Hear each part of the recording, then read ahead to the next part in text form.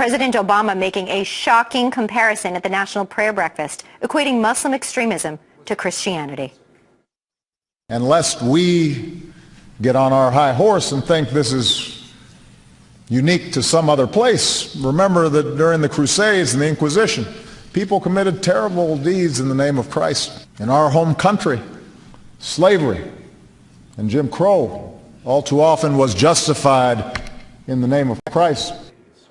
Well, our next guest is appalled by this analogy. Bishop E.W. Jackson from the Called Church and the founder of Stand joins us now. Bishop, thanks for joining Fox and Friends here. Thanks for having me, Elizabeth. What place did Christianity and Christ have in that equation yesterday at the National Prayer Breakfast? You know, Elizabeth, I have a message for the president with all due respect to him and to the office. Mr. President, if you don't want to give terrorists a recruitment tool, instead of closing Guantanamo Bay, frankly, sir, you ought to close your mouth, because you just gave them a gigantic propaganda tool. They called us crusaders, and you've just confirmed it. Mr. President, we're not on our high horse. What we are is on high alert. And the American people would like for once to know that you're willing to defend Christianity and defend America instead of defending Islam. Bishop, you served in the Marine Corps for 3 years. You're a veteran. When you talk about propaganda, the only thing propaganda does right now is help recruit for ISIS and strengthen the enemy. For our veterans right now and our military personnel, how much more danger did those words actually put our service members in? Oh, I think he's given them a gigantic recruitment tool. He's told them, once again, he's apologized for America. He's conjured up the image of crusaders.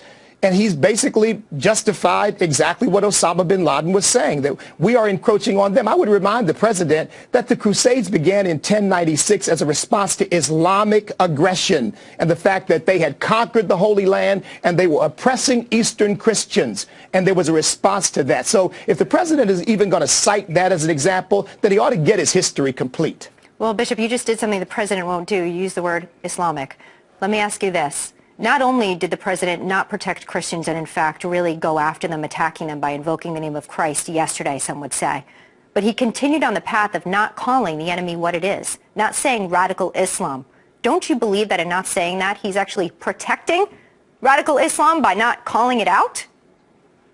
You know, I don't know how to explain this, but this president does everything he possibly can to defend Islam and does almost nothing to defend the honor of this country. And yes, once again, he's giving them exactly what they want. And, you know, Elizabeth, they're laughing at us because all they see it as is a sign of weakness, and America needs to operate from strength.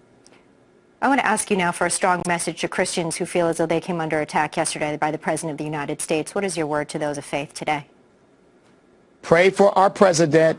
I think he's deeply misguided and confused. Pray for our country. We need leaders who will defend the integrity of our nation and to continue to stand up for what you know is right. Strong words. Bishop Jackson, we thank you for being with us today and your time.